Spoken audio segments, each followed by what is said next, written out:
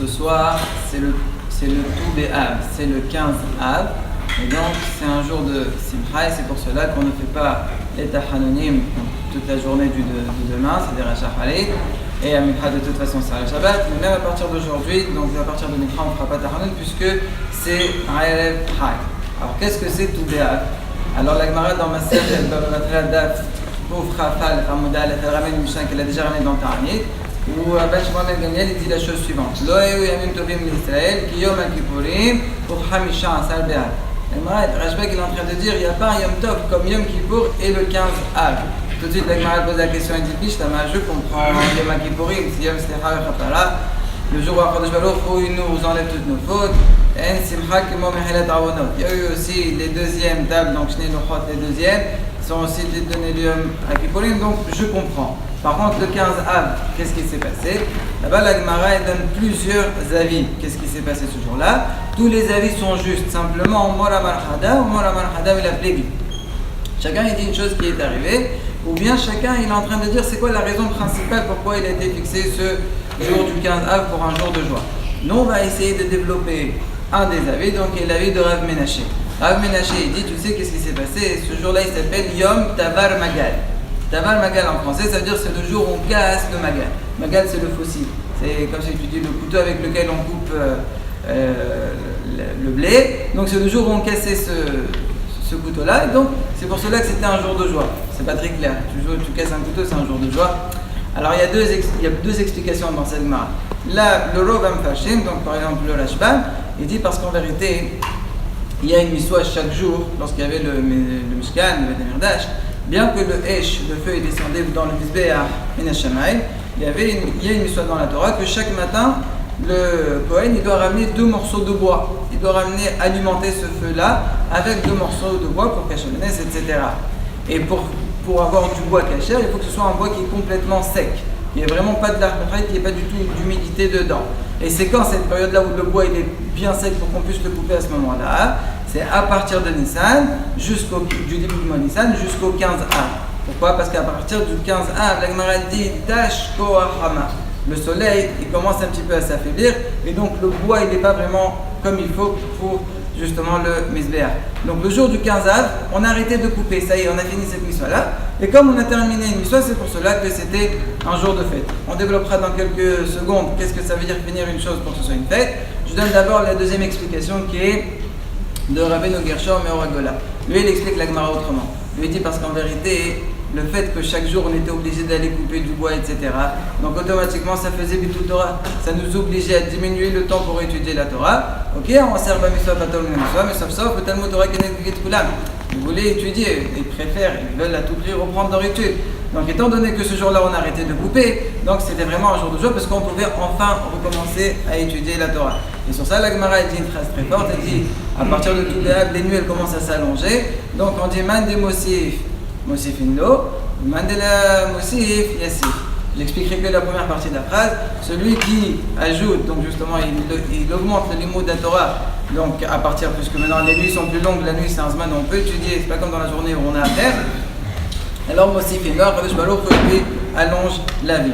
Et vous comprenez le contraire, pas la peine d'expliquer. Donc même si je sais que c'est bientôt les vacances, ça n'existe pas le mot chof et dans Shulchan Aruch. Vous pouvez chercher tout Shulchan Aruch, vous n'allez pas trouver la notion de vacances. Marqué Bametim Chofshi, les Metim sont Torim Nemisot. Bien sûr, on peut se détendre, on peut diminuer les quantités parce qu'il faut recharger les batteries, il n'y a pas de problème. Mais de se déconnecter complètement et d'oublier tout ce qu'on a appris, ça, il n'y a aucun héter. Maintenant, revenons à l'explication de Rashbam. Qu'est-ce que ça veut dire quand on termine quelque chose? Ça fait qu'on fait un jour de joie, parce qu'on dit que c'était ça l'explication selon lui, Yom Taval Magal. En vérité, ça ressemble à quand quelqu'un a Simchat Torah. On fait un jour de joie. Pourquoi? Parce qu'on a fini de lire les parachiotes de la Torah. Et bien ça, c'est pas uniquement lorsque on fait Torah chez Birtav, c'est valable pour toutes les miswot. Chaque miswot que lorsque quelqu'un il a fait complètement, c'est un jour de joie. Pareil, justement le numéro Yosef et le Rama, ils ont appris de cette halakha-là. 2 fois il a repris ça le Rama. Que lorsque quelqu'un finit une masechet, à ce moment-là, il fait une sourda. Ça s'appelle une sourda de miswot. C'est pas valable uniquement pour Torah chez Birtav, c'est même pour Torah chez Be'al Peh. Donc justement une Gemara, une masechet, ça s'appelle Torah chez Be'al Peh.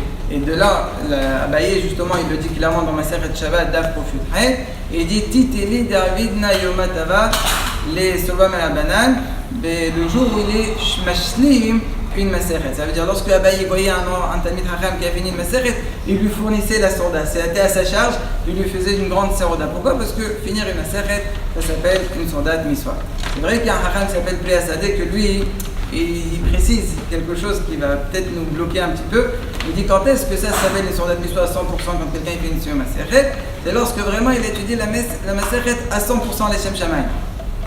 Mais s'il a mélangé un petit peu des intérêts personnels, voilà, il va avoir un kavod, j'ai fini ma séchet, etc.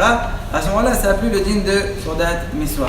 Malgré ça, c'est quand même une mahlouk, puisque ça dépend comment on comprend la Gemara dans ma séchet Psachim Dafnour. Là-bas, la Gemara dit un homme il peut étudier chez le Lishma, c'est pas grave, chez le Lishma, bah Lishma. Et tout ça, d'abord, ils expliquent, ils disent c'est là où quand quelqu'un il étudie les Khanter pour embêter les autres, là c'est mauvais. Mais si c'est pas grave, il étudie pour le kavod. Grâce à ça, il va finir par étudier les Shem Shamayim. C'est vrai qu'il y a le Rambam que lui il explique, il dit non, de toutes les manières, n'importe quelle explication, c'est toujours Noach, Lo, Adam, Shalom, Ibra, s'il va étudier comme ça. Afilo, Achi, c'est une mahlouket. Et on a surtout les paroles de Morcho dans le livre Charles Agenbolim qui dit que Bismaneno, étant donné que la strahra elle est en train d'augmenter, etc., aujourd'hui quelqu'un qui fait une miswa, ça vaut énormément. Pourquoi? Parce que c'est plus difficile pour nous.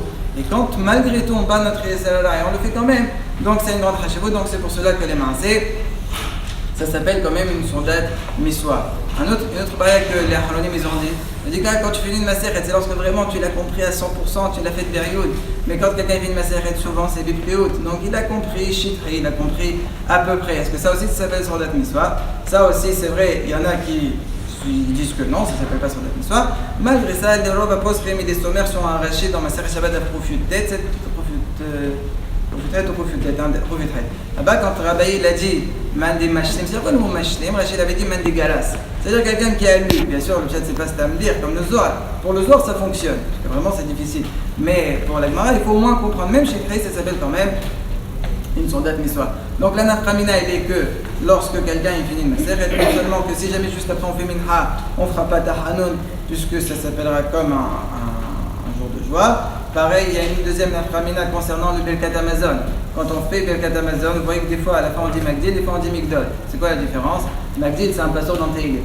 Migdol c'est un pasteur dans Divrei Hayamim. Dans Divrei Hayamim, lorsque David Amelech il a dit ça une fois qu'il est roi. Le roi normal on dit Magdil. Shabbat c'est Sordat Miswa on dit Migdol. Ma'adin bi Sordat Siyu Maseret, est-ce qu'on dira Magdil ou Migdol? Là la il est que c'est Sordat Miswa donc on dira Migdol. Pareil, une troisième naframina, est-ce qu'on peut faire la Sordat de Siyu Maseret dans un Beth Knesset? Puisque c'est que dans un Beth Knesset n'a pas de manger. Sordat Miswa c'est moutard. Est-ce que ça s'appelle Sordat Miswa? On vient de conclure que c'est oui et que c'est moutard. Le problème c'est qu'il faut faire attention de ne pas arriver à parler une télé. Et ça c'est une autre histoire. Comment faire pour que gérer les gens ils ne disent pas des choses qu'on n'a pas le droit de dire à la synagogue. Mais sinon, dans l'absolu, Sordat Siyu Maseret, il est moutard. Donc avec tout ce que j'ai dit, maintenant vous savez ce qu'il vous reste à faire. Vous avez le mois de vacances. Ben Azmanim c'est le Zman, on peut étudier ce qu'on veut. C'est ça l'avantage. Mais pas mes Shorbat de Zmanim qu'on nous impose. Donc c'est le moment où vous pouvez finir une Maseret. Et après ça, Batat Hashem, vous ferez une Sordat Siyu, ce sera une histoire.